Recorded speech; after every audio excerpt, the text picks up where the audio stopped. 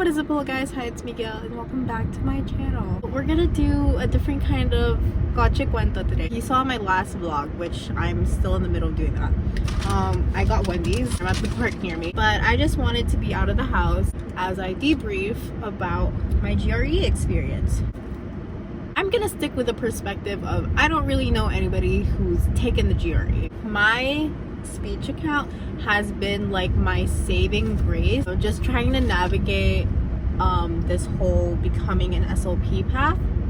There's a lot of people who post about their experiences, and they're like about like a couple classes older than me. So I've gotten to see like tidbits of like how people have studied for the GRE, how people have not really have done, but just kind of like felt about the GRE, the application process, interviews, asking for rec letters. So every time I see somebody make like an actual post about that, I save it. So I have this like little saved collection on my speech account of things or posts I've seen in the past like 2-ish years that relate to like the grad school application process that I've been referring back to. This is why I can't do like story time mukbangs, because I either eat too much or talk too much. Okay, so let me set this up as before, during, and kind of after the GRE. So before the GRE, so I had seen how people chose to approach studying for the GRE.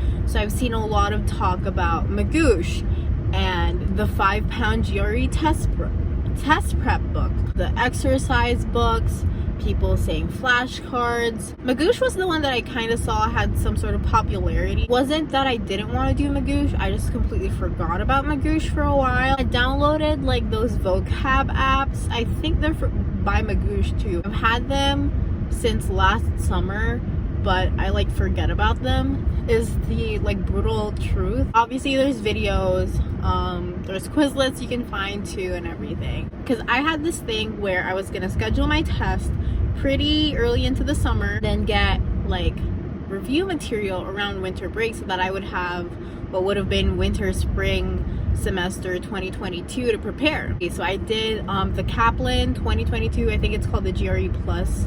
Then I got an extra quantitative book. I am weaker on like with math than I am on English, so I was like, let me just get this extra like resource for math specifically. So I had that whole thing planned. So I had that first day of the semester where I was like, okay, let me get the ball rolling, let me open my GRE book. And so I go through it, just kind of read through it, did like some practice quizzes, and then that was pretty much it. I had not opened the GRE book since then. And I'll be completely honest, the only thing that really got me studying for the GRE was seeing my brother study for his math placement exam. And at that point, I had like 2 weeks before my exam. I was like panicking. Well, not like panicking, but I was like stressing myself out because I was like, wow, I really did this to myself. Like, why did I do that? Once I got to studying, I went off of like the Kaplan like overall book that I had. And that first day of the semester that I had actually used it, I went through like I think 2 or 3 chapters of the verbal section. So I had already dipped my toes into it. So I was like, okay, let me jump into the math section right now, because I think I would need more time with that. Like, I want to get comfortable enough with math before I go back to verbal, since verbal would probably be my stronger area anyway. So I would try to do, if I'm not mistaken, 2 chapters a day. I had that like, it wasn't even a full week, it was like a fraction of a week, because that following weekend was when my brother's graduation was. Also with math is, so I would do it chapter by chapter, and then at the end the book came with 3 practice sections that mimic the actual exam, and so I would do that with the timing and everything, just so that I would get used to doing it with the corresponding time. I went back to verbal and then did the practices for verbal and stuff. And mind you, I did not really study for the vocab on the GRE, which is a big thing. So I kind of struggled with that just because I didn't really like set myself up for success because I hadn't been studying GRE vocab. So it was kind of like a learn as I go type situation. And so that was kind of hard for me. since my Kaplan book did come with extra online resources, I did go ahead and use that. I would use the question bank mainly for that section because I struggled with it the most. I should have utilized it for all the other things, but that's what I ended up doing, mainly because of the time crunch. Once I kind of completed the general like verbal section of the book, I went and did the same thing where I would do the practice sessions with the corresponding time limit that it would have on the actual test, just to get myself used to that. So with both the math and English practice sets, since the book in general does provide like the explanations as to why which answer is which, I would go back and make sure I understood why it was the case. On my speech account, you would see me post like time lapses of me taking the test, grading the test, just kind of going through making sure I understood it. Dedicated 2 days to, honestly it was more like a day and a half, to the writing section, because going back to my experience with the SAT and the ACT, I didn't really prepare myself for the writing sections on those, and so I was like, I need to make sure I know what I'm doing when I walk into the GRE, because in the back of my mind I was like, maybe it'll be like the AP English exams.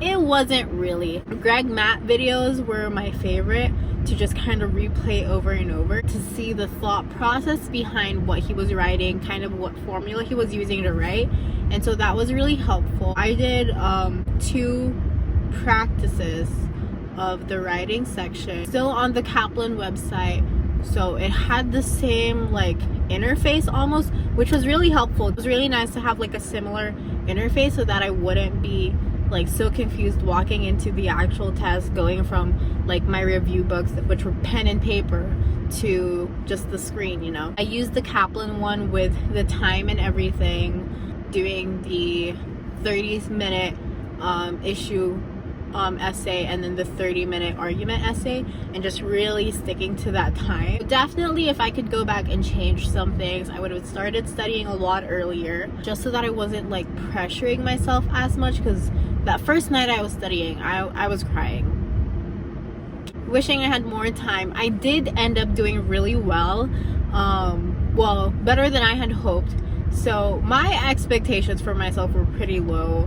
I was just kind of going off of the one program I kind of am shooting for is like mean range, and I went over that, which I'm really happy. Like I was like, if I get a 145 on the verbal section, which isn't really the best, I'll be happy. I got a 154, and then on the quantitative section, I was like, if I get a 143 even, I'll be happy. I got a 149, and don't get me wrong, I'm like really happy with my scores. I don't think I would need to retake the GRE, but just thinking about how if I was able to get those scores in the 2 weeks, I wasn't even like really zeroing in on studying, like I didn't put myself through a GRE boot camp. I wonder how much higher of a score I could have gotten if I had spent like at least a month of consistently like studying for the GRE type thing. In general, it is intimidating when you walk in not really knowing what it is, but I feel like if you yourself feel like you've done the most you can, you'll be fine. Walking in, I was like, bahala na si Batman, like it is what it is. I did the most that I can that I thought I could do.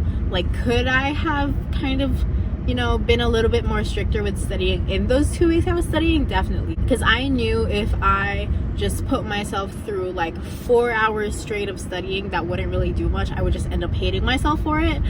So I just really kind of like took brain breaks when I thought it was necessary, paused when I thought it was necessary. I didn't deprive myself of anything. Like I didn't delete TikTok, I didn't delete Instagram just to get through studying. So it's just really like self-discipline, and at the same time, like I said, listening to your body, listening to your mind, and not overworking yourself, because then overworking yourself wouldn't really bring the best benefits. On to the during section of the test, and by during I want to say like just kind of leading up to the test and then the actual test. So what I did was yesterday I just didn't study at all. I thought about it, but then I was like, it's not really gonna do much. I really don't think. Whatever is in my brain right now is what's gonna be in my brain when I walk into the testing center. So I didn't really do much. My parents were really helpful because they kind of just made it a chill day. We went to church in the morning, we had lunch out, so that kind of just like helped me be in a more relaxed state, just kind of not really think about the exam. I think the most that I did related to the exam was kind of explaining more so to my dad what the exam was going to be like and how it plays out in my grad school applications, what scores I'm shooting for, what the score range is. We ended up going to the outlets. Then we got Buc-ee's after. So I got myself a cherry limeade and then my Buc-ee's brownie. I tried to get to bed early. I asked my mom to wake me up at 5 so that I would have 5 to 5:30 to kind of just like laze around, kind of slowly wake up. That didn't happen. I woke up at 5:28, but it was fine because my goal to leave was around 6:45 because the testing center is in Dallas and it's about a 45-minute drive. I wasn't gonna try and drive because first of all, I don't drive on the highway, so I wasn't gonna pick today to do that of all days.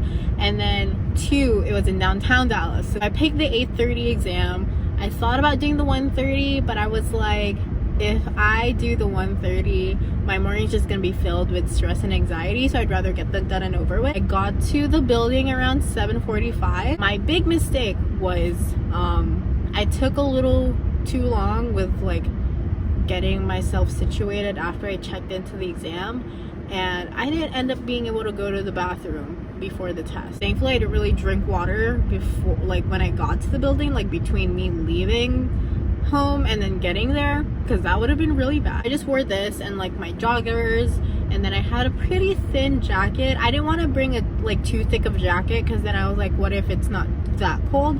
So it was perfect because they even have a sign on like the testing suite where it's like they keep the temperature range between 70 and 74 degrees, so it wasn't like too cold considering that there's going to be like multiple test takers in the room anyway, so the body temperatures kind of play with that. I made sure to utilize like the breaks, the 60-second pauses between sections, so that was always helpful. And then I did utilize the 10-minute break, so I got up, went to the bathroom, went back to that like lobby area where the lockers are, drank just like a tiny bit of water, just kind of stretched because I was like, I'm not really gonna need to do anything else, but let me just like be away from the screen for as long as possible. So by the time I got back, I had about a minute left, and then I did the rest of the test. I felt pretty okay with the writing sections.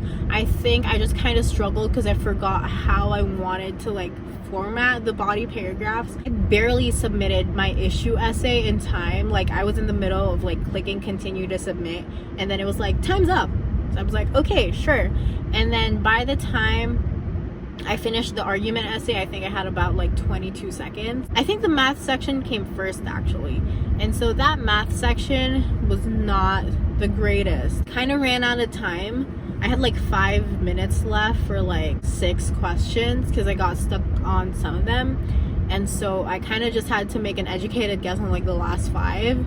And also one thing that was really stupid was I was using the number pad on the keyboard to like use the calculator, and then halfway through the test it just wasn't working anymore, so I would have to like do the clicks with the mouse, which isn't like too bad, but it was just kind of like too clicky for me. Halfway through like my the next verbal section, I realized it was probably because I accidentally pressed the number pad button, and so I kind of disabled the number pad, but I was able to figure that out for the next section, thankfully. But that was kind of like a oh my gosh, I feel so stupid moment, but I have to power through that feeling stupid moment because I'm still in the middle of my test. So that was like the only section where I felt really weak in because it had like a lot of harder math. Verbal section was like okay, it was kind of like the same level of difficulty as like my practice tests, and then that second math section was a lot easier. I felt like the math there was a lot more like low level difficulty than the first one was. All the other sections I had extra time, and then you get that extra section which they don't tell you if that's the experimental section or not. And the whole test I was just like, please let it be a verbal section. I cannot handle another quantitative section. And thankfully it was another verbal section, and I really had to force myself to think of it as like a graded section because you don't know if that actually is the experimental section or not, but because it's at the end you kind of just assume so. But I was really like no, Gail, you have to treat this like it's an actual section, because you never know. Then I finally got to the end of my test, and it's like, do you want to submit the scores or do you want to cancel it? This was $205. Like, let's not waste that money. And so I click submit. It shows you like your unofficial test scores before you can click, like you can select which institutions to send it to. And then it said 154 for verbal and then 149 for quantitative, and I was like, what? So after the test, you just kind of go through like the process of checking yourself out, turning in your scratch paper and your pencil. And as soon as I left the test center, I was like powering on my phone, texting my parents I was done, just being like, oh my gosh, I can't believe I just did that. I can't believe I just survived the GRE. And I was just like on cloud 9, because like obviously I got a higher score than I expected. I'm just glad that's over, and I don't feel like I need to retake it, because that was my main thing. Like, just if I do have to retake it, having to mentally prepare myself again, like I'd be more prepared test content wise, but I don't think I can go through the hoops of that again. If you happen to be preparing for the GRE and you just have questions you want to ask me, as always, just message me. I do prefer getting messages on my speech account now more so than my personal, just because it helps me filter those out a lot better, but either way works. And so I hope you guys have a wonderful rest of your day. Thank you for listening to me just debrief about the GRE. As always, give this video a thumbs up if you liked it, subscribe down below, and I'll see you guys in my next one. Bye!